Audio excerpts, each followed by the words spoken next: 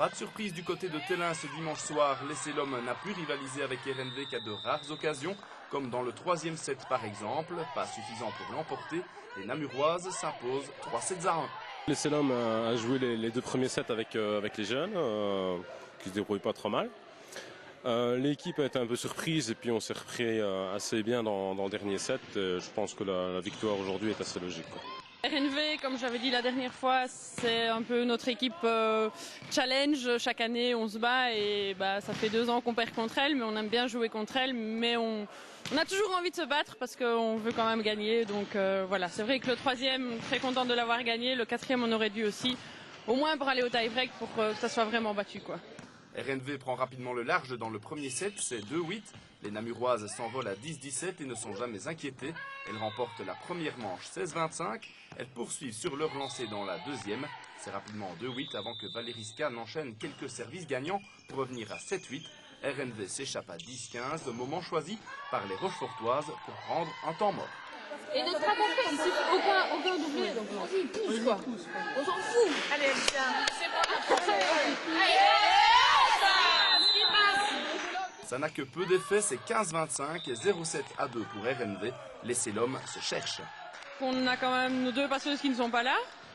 Moi qui suis blessée et notre autre passeuse qui joue avec la sélection aujourd'hui.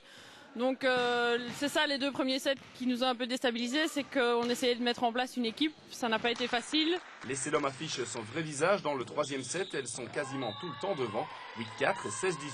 Valeriska confirme au service et la jeune Victorine Terrasse, qui vient de l'équipe de P4, apporte un plus. Je crois qu'on peut compter sur elle et qu'on va faire appel à elle de plus en plus souvent parce qu'elle nous montre tout leur potentiel et c'est très agréable. C'est un peu l'occasion d'essayer d'entraîner le groupe et de leur faire prendre confiance, ce qui n'est pas toujours évident parce qu'on a tendance à être plus hargneux.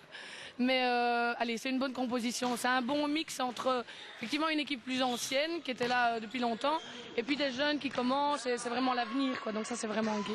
Score final du troisième set, 25-21 pour les Bleus qui démarrent la 4e manche de la même manière en menant 3-2. Mais RNV reprend le dessus et gagne 25-16. 3-1 pour RNV, score final. RNV confirme son statut de candidat au top 4.